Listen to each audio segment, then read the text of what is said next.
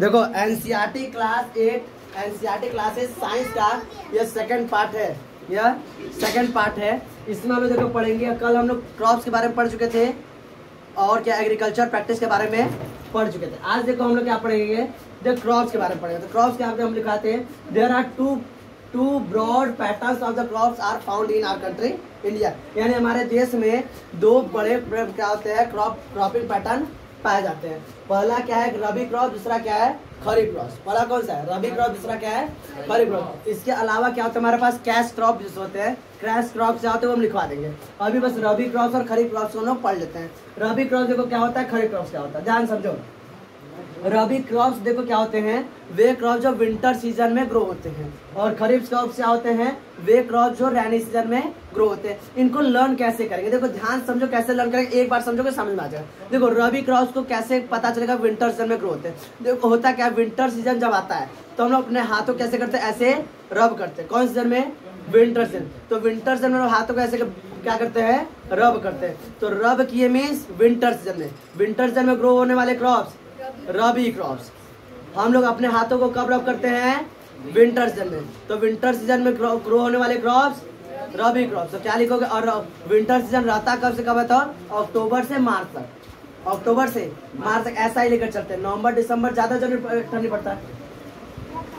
हाँ इधर जाकर लो।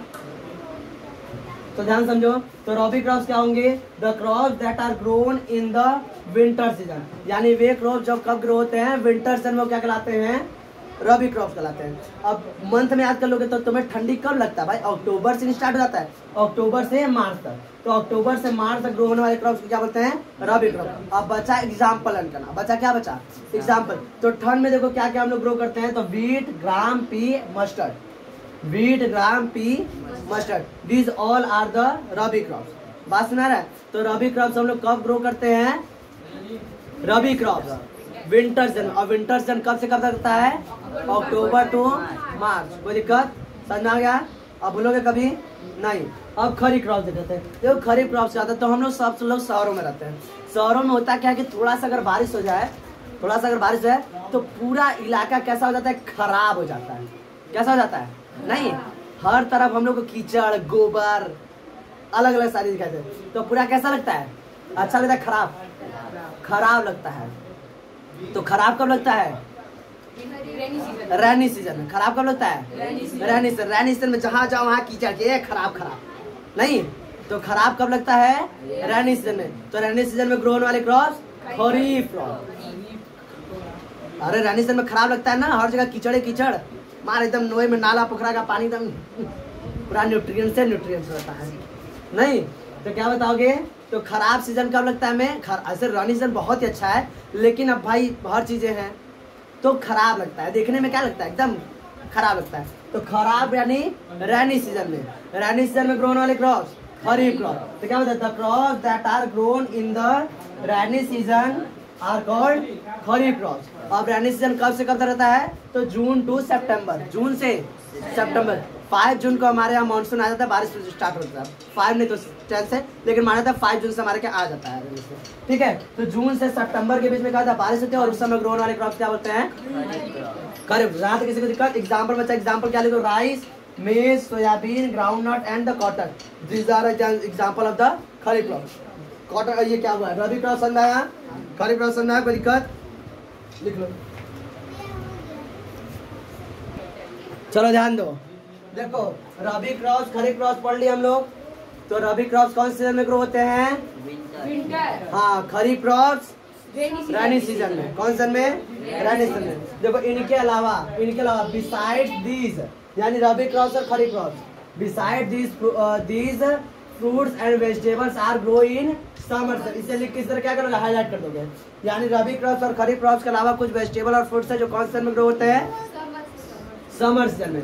अब देखो एग्रीकल्चर प्रैक्टिस के नेक्स्ट टॉपिक क्या है, एग्रीकल्चर प्रैक्टिस। देखो that all practice which we do to grow crops. जब हम क्रॉप्स को ग्रो करते हैं तो उसमें जितने भी एक्टिविटीज आती हैं, जितने भी एक्टिविटी, तो वो सभी क्या कहलाते हैं, एग्रीकल्चर प्रैक्टिस कहलाते हैं। क्या कहलाते हैं? Agriculture practice. देखो यहाँ पर एग्रीकल्चर प्रैक्टिस हम लोग पूछ, ऐसे तो बहुत ही मेहनत होता है क्रॉप्स को ग्रो करने में, लेकिन यहाँ पर बहुत ही मेहनत भी होता है और बहुत ही स्टेप भी होते हैं, लेकिन कुछ कुछ स्टेप हम लोग लिख दिए जो जो जरूरी है, मेन है। ठीक है, इसके बाद हम लोग को इसको क्या करना है, 1 बाय 1 करके पढ़ना है। सबसे पहला स्टेप क्या है?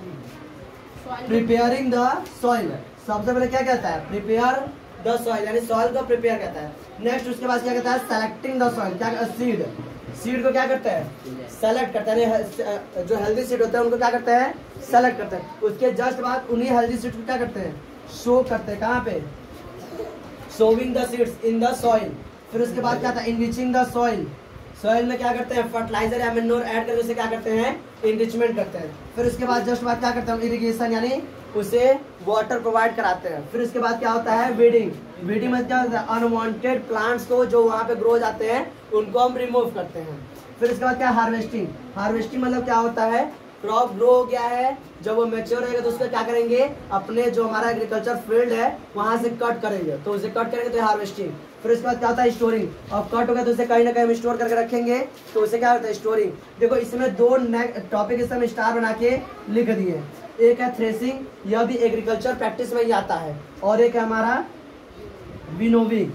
थ्रेसिंग एंड विनोविंग, ये दो एक्स्ट्रा पॉइंट आपके जो एनसीईआरटी में नहीं दिए हैं, लेकिन हम लोग पढ़ लेंगे तो सही रहेगा, क्योंकि these also are the agriculture practice. ये भी हम लोग एग्रीकल्चर प्रैक्टिस में करते हैं। ये सारे पॉइंट इसी तरह ऐसे लिख लो।